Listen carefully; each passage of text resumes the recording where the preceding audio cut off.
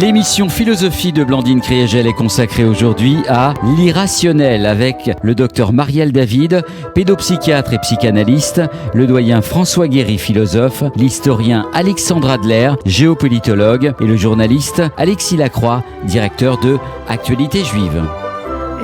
Merci beaucoup. Et avec nos amis Philippe Sinclair, Benjamin et Clément à la régie.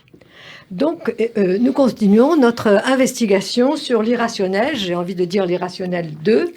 Et on pourrait commencer, au fond, par ce mot de Pascal, n'est-ce pas, le cœur a ses raisons que la raison ne connaît pas, que tous les écoliers de notre génération, du moins, ont appris. Et en fait, on peut dire que reprendre ce problème, n'est-ce pas, de l'irrationnel, c'est se mettre en face au fond, du rapport du rationnel et l'irrationnel, d'un débat culturel qui a opposé profondément le courant des Lumières, n'est-ce pas, le courant des Lumières et la philosophie romantique, c'est-à-dire le XVIIIe siècle au XIXe siècle. Et comme nous l'avons dit, n'est-ce pas, l'idée elle-même d'argumentation logique, c'est pas tout à fait la raison. On la trouve chez les philosophes grecs. Alors, en fait, il y a une recherche qui s'est étendue toute la fin du siècle, l'universel sans l'homme, n'est-ce pas, Dr. Jekyll et Mr. Hyde, mais à partir de là, évidemment, nous allons essayer de comprendre comment ce renversement s'est fait. C'est-à-dire, en fait, comme l'a dit Cassirer, n'est-ce pas, dans la pensée des Lumières. Oui, le siècle des Lumières. Eh bien, le siècle des Lumières, c'est une conception, au fond, c'est la foi en l'unité et l'immutabilité de la raison. D'ailleurs, je ne suis pas sûre qu'on doive le suivre totalement, mais une conception prodigieusement élargie de la raison, où l'homme s'accorde avec la nature, où la raison s'accorde avec le sentiment, le sensible avec l'intelligible, où la religion coexiste avec la tolérance ou l'optimisme, peut-être pas toujours en France, le sensible avec la liberté avec la fraternité, le jugement de goût et le vrai, c'est-à-dire la science avec l'art, n'est-ce pas, avec l'art et la religion, surtout dans les Lumières anglaises ou allemandes. La recherche du bonheur et le jugement, au fond, de goût et le beau sont des buts légitimes et qui est couronné par un projet cosmopolitique de droit universel. Alors, incontestablement, les Lumières ont été balayées par la Révolution, renversées, et ce rêve, d'une certaine façon, a été non seulement oublié, mais parfaitement combattu après que les soldats de Napoléon les ont essayé de les propager avec des armes, n'est-ce pas, et des morts. Ressurgit alors la réponse du berger à la bergère, des bergers à la bergère, et en particulier le renouveau, la refondation de l'irrationnel, lutte contre la raison ouverte dans le mouvement romantique qui pêle-même brandit la guerre, le fer, le sang, les passions, la force contre le droit, et sur le plan intellectuel, tout ce qui échappe ou déborde la raison. Alors, je dirais que ce mouvement est évidemment s'est développé, n'est-ce pas, et un certain nombre d'idées de ce mouvement romantique, comme des idées des Lumières, sont devenues notre bien commun. D'abord, au fond, l'idée qu'il y a au-delà de la raison, Dr. Jekyll and Mr. Hyde, je est un autre, disait Rimbaud, au fond de l'homme cela, disait Grodek, un des précurseurs de la psychanalyse. Bref, il existe, et plus tard, même au XXe siècle, on montrera qu'il y a une pensée sauvage, et que les poètes visent plus haut, n'est-ce pas, et que le génie dépasse le présent. Donc, il y a une vaste partie de ce courant qui est, au fond, qui s'est articulé à la culture européenne. En revanche, eh bien, un autre courant, beaucoup plus hard, beaucoup plus, eh bien, lui, a jugé que, en fait, il fallait opposer encore terme à terme ces deux conceptions. Et comme nous avons déjà parlé de cela, je veux que nous nous décalions un peu. Et nous avons donc choisi deux textes qui sont différents. Celui d'un philosophe très connu, Emmanuel Kant, et celui d'une grande historienne anglaise, admirée et appréciée beaucoup en Angleterre, mais en partie méconnue chez nous, Frances Hess. On écoute notre ami François Guéry. Kant, les rêves d'un visionnaire. C'est seulement après avoir longtemps, sous la direction d'une idée profondément cachée en nous, rassemblé de façon rhapsodique comme autant de matériaux, beaucoup de connaissances qui se rapportent à cette idée, ce n'est même qu'après les avoir, durant de longues années, rapprochées de façon technique, qu'il est enfin possible d'apercevoir l'idée sous un jour plus clair et d'esquisser de façon architectonique un tout selon les fins de la raison. Deuxième texte. Et suivi donc de La pensée magique et la science, qui est extrait, effectivement, vous avez raison, Blandine, du livre Giordano Bruno and the Hermetic Tradition de Frances Yates. L'histoire des sciences peut s'expliquer et suivre les étapes conduisant à l'émergence de la science moderne au XVIIe siècle, mais elle ne peut expliquer pourquoi elle survient à cette époque et pourquoi la nature de son fonctionnement bénéficiait alors d'un intérêt tout nouveau et prononcé. À ses débuts, la révolution scientifique est bien plus le résultat d'un changement systématique dans l'optique intellectuelle que d'un accroissement d'équipements techniques. Le pourquoi d'une telle révolution dans les méthodes de pensée reste donc obscur. Alors je dirais merci Alexis. On ne s'attendait pas à cela de Kant, mais ce grand philosophe n'aura jamais fini de nous surprendre. D'ailleurs, ça s'appelle Rêve d'un visionnaire, le texte dont est extrait notre passage. Eh bien, au fond, que dit Kant ici? Une idée cachée en nous, un rassemblement rhapsodique, musical, pas logique, n'est-ce pas? Autrement dit, au fond éclaté, sans ordre, un entassement de matériaux, matériels et pas spirituels, qui n'a qu'une relation assez lâche au raisonnement et à l'idée. Cela, dit-il, dans un temps long, avec des rapprochements techniques. Donc l'idée rationnelle, comme le concept plus tard chez Hegel, n'apparaît chez Kant qu'à la fin, comme un résultat, n'est-ce pas? Et le résultat d'un cheminement, je ne peux pas prononcer le mot d'inconscient parce qu'il n'est pas dit, mais en vérité, c'est quelque chose comme cela qui se faufile, et ou tout le moins, si on respecte la chronologie, puisque Leibniz précède Kant, eh bien l'auteur de la monadologie a parlé, nous le savons, de ces petites perceptions, nous en avons déjà parlé, et qui, en vérité, façonnent, n'est-ce pas, le cheminement de la raison. Donc, déjà, au fond de l'homme cela, la raison vient après coup, elle émane d'une profondeur cachée, non consentie, bref, on pourrait dire, sans forcer le trait, qu'elle émerge de l'irrationnel parce qu'elle est liée à un projet, à des fins qui sont toujours au-delà de l'expérience. Et justement, chez Kant déjà, la raison n'est pas l'entendement. Les idées de la raison, ce sont aussi des rêves, n'est-ce pas, de l'humanité. Alors, chez Frances Yates, on retrouve d'une certaine façon la même idée. Alors, je dirais que le texte que nous avons extrait n'est que l'énoncé du problème qu'elle a traité et résolu, c'est-à-dire comment comprendre le caractère obscur de l'émergence de la science moderne. Frances Yates, n'est-ce pas, c'est une grande historienne de la Renaissance.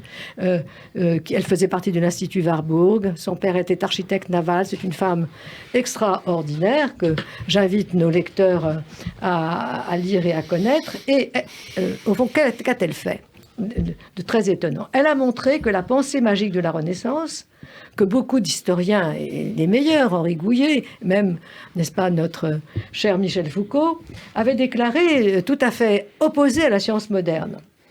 Or, elle montre que la pensée magique de la Renaissance, c'est-à-dire l'hermétisme, la philosophie occulte, l'hermétisme, la Kabbale, tous ensemble, a précédé et a été en quelque sorte l'antichambre de la science moderne. Pourquoi?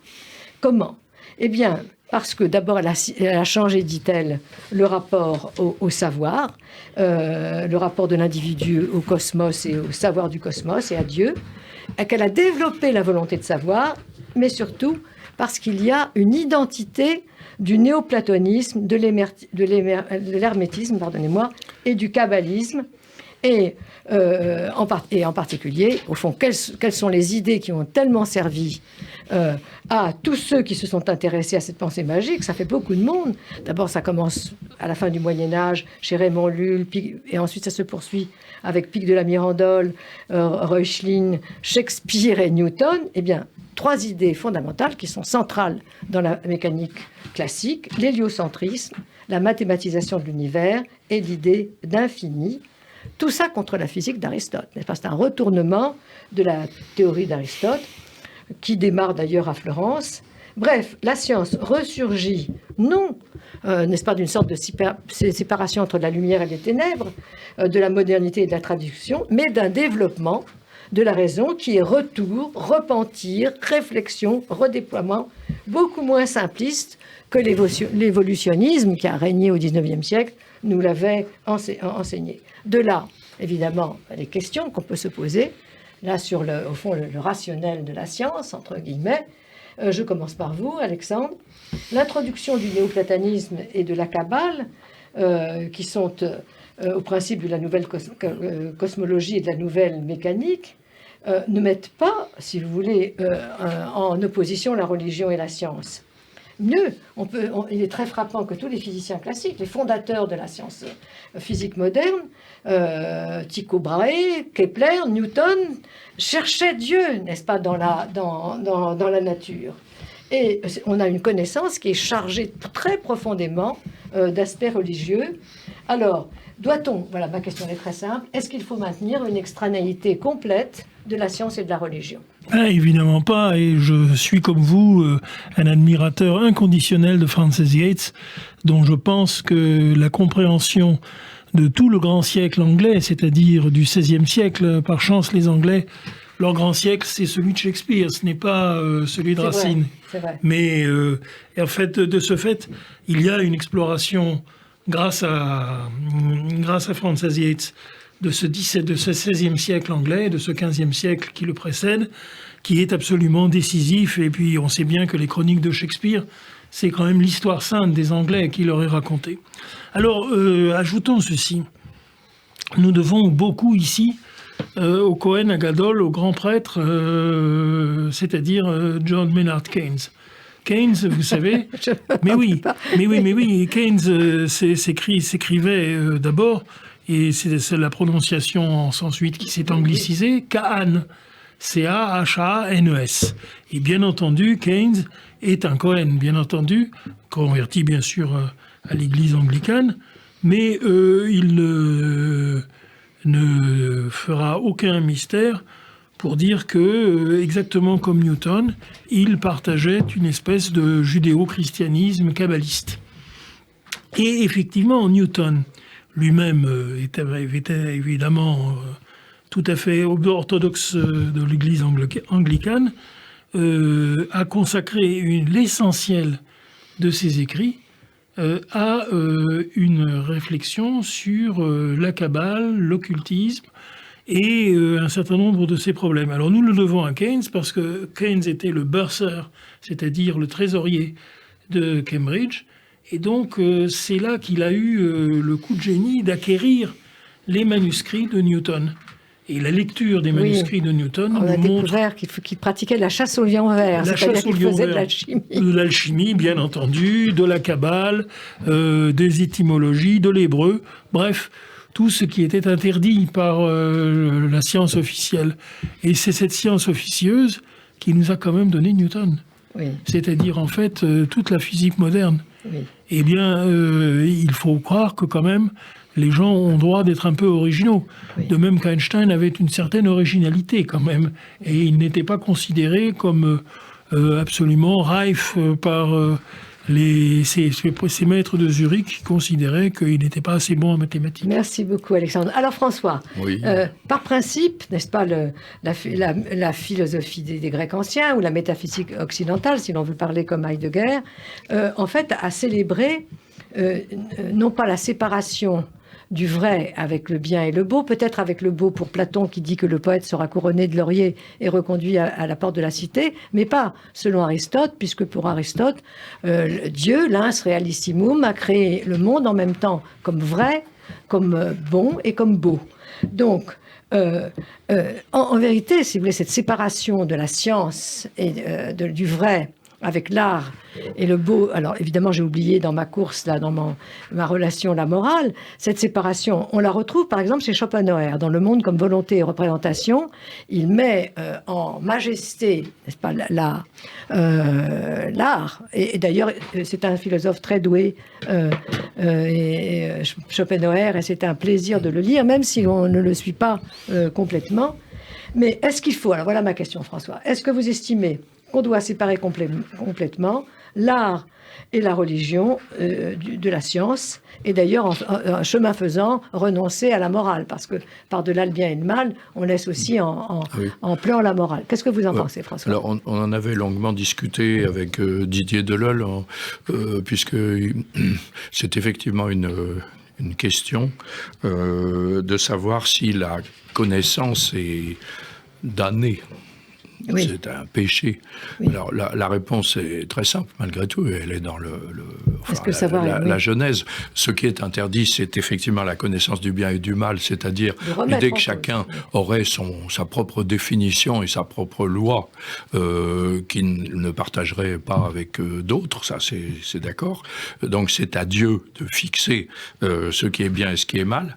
Qu'est-ce qui se passe ? François, oui, maintenant, la connaissance de ce qu'on a pu appeler le grand livre de la nature. Il y a le livre de la parole divine et il y a la nature qui est son livre aussi, puisque Dieu a écrit le livre de la nature. Donc, la connaissance de ce grand livre de la nature est au contraire à la gloire de Dieu. Donc, la dispute théologique sur la question dont on vient de paraître a été réglée à l'âge classique en particulier et au moment du développement des sciences dans le sens d'une totale liberté et qui n'entame en rien, évidemment, la place de ce bien qui est l'objet, si on veut, réservé à l'Église. Alors maintenant, on voit très bien que Galilée se retrouve néanmoins avec la connaissance qu'il propose en contradiction avec des autorités théologiques. Tout ça est très clair. Maintenant, ça nous éloigne beaucoup du sujet très intéressant, d'ailleurs, qu'aborde à la fois le texte de Kant et le texte de Franz Sietz. Pas complètement, parce que je voudrais dire un mot sur ce que ça peut être que la raison par opposition à la science. La physique de Descartes est rationnelle au sens où elle est spéculative.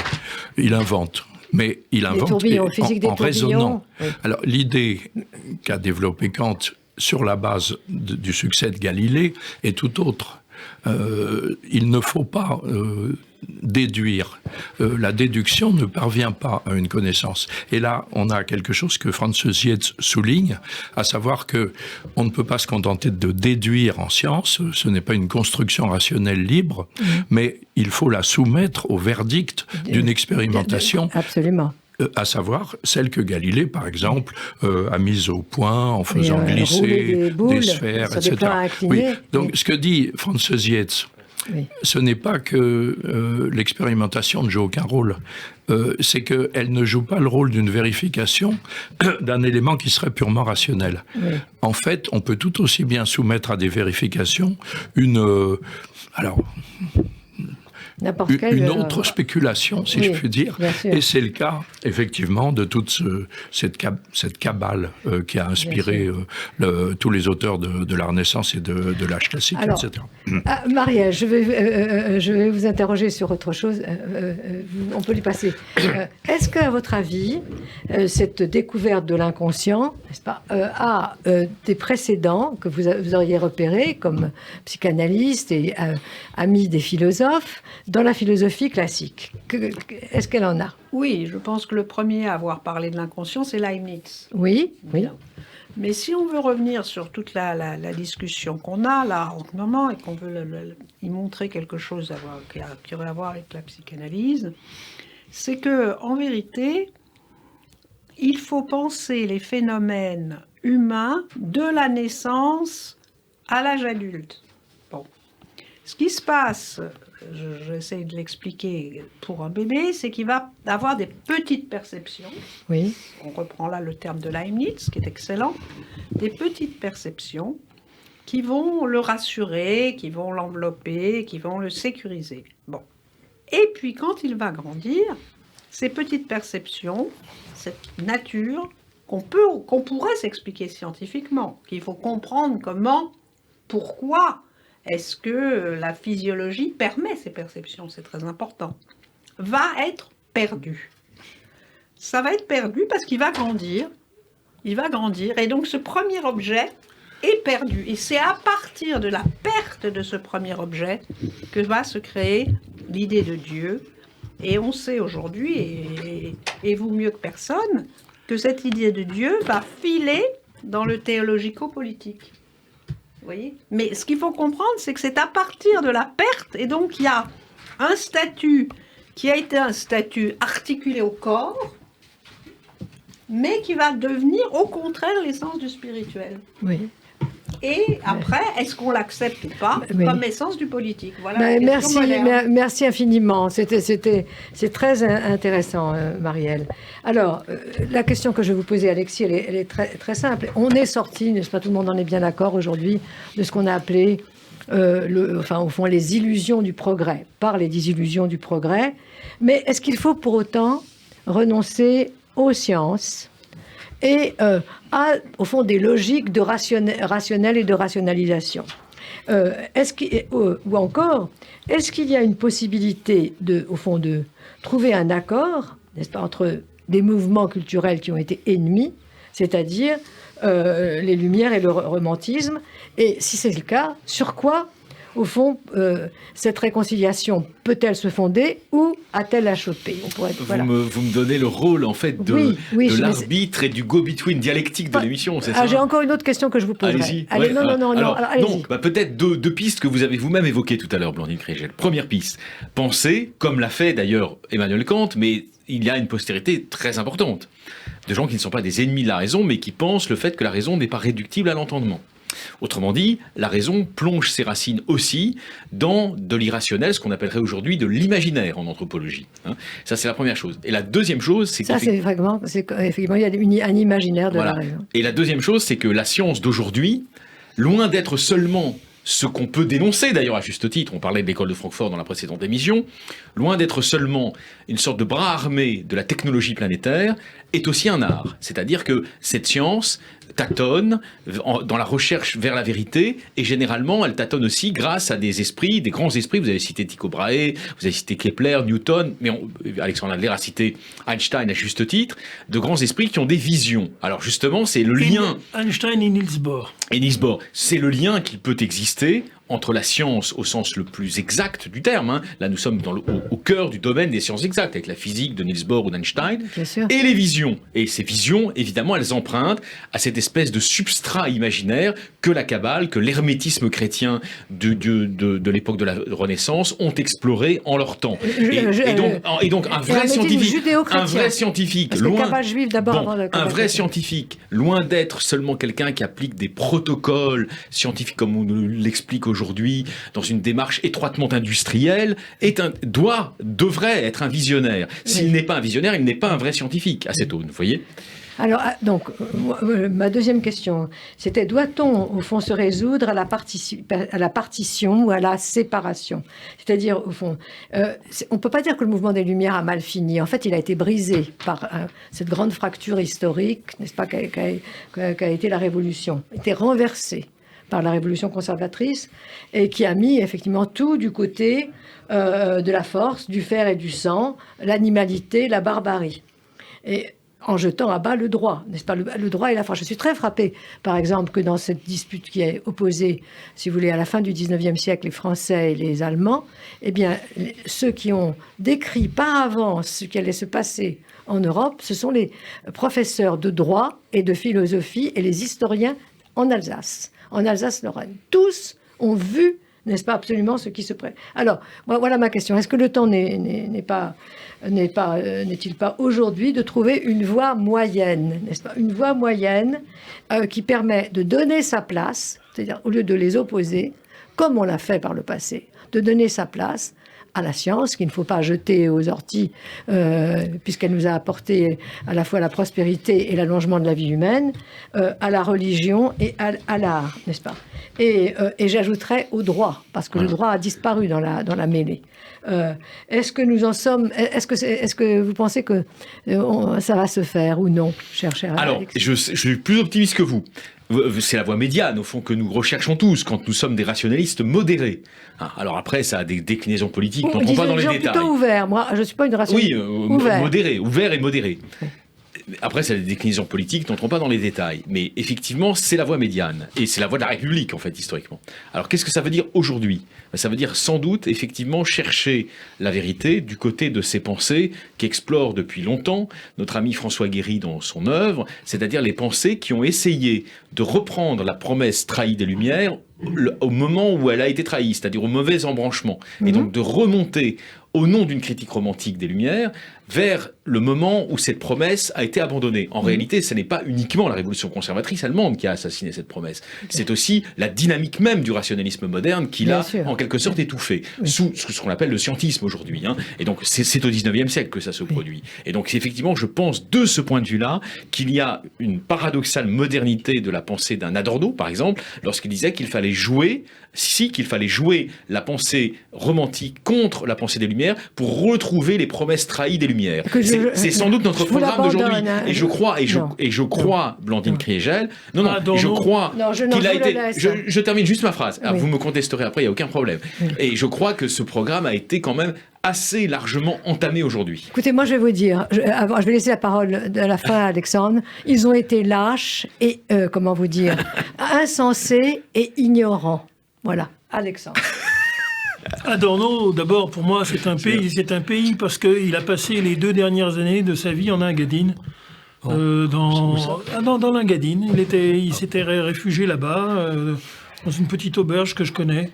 Et au fond, je pense qu'il y avait chez Adorno une compréhension dolente, mais tout à fait importante, de ce que la rationalité, non pas comme rationalité pure, mais simplement comme anticipation qui doit venir.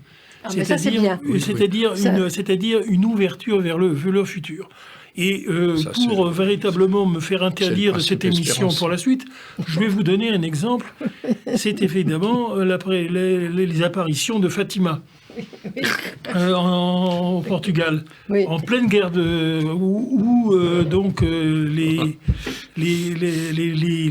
visionnaires de Fatima, il y en a une qui est quand même morte qu'à 90 ans, les autres sont morts très jeunes, mais se font dire par la voix qui vient, par l'illumination qui les touche alors, que la guerre finira, la Première Guerre mondiale, qui était une tragédie pour le Portugal, la guerre finira, mais que tout cela se terminera par la conversion de la Russie, par le retour de la Russie à la foi. Et c'est ce que nous voyons aujourd'hui. Et donc, personnellement, je pense que cette anticipation de Fatima est une des choses les plus étonnantes qui nous est donnée. Il y a eu beaucoup de choses folles. J'ai, par exemple, eu, dans un congrès de l'UNEF, la révélation de la mort du maréchal Timoshenko, que je ne connaissais pas. Mais Alexandre, nous arrêtons là, c'est quand même plus fou. Bon, nous arrêtons là. Merci infiniment.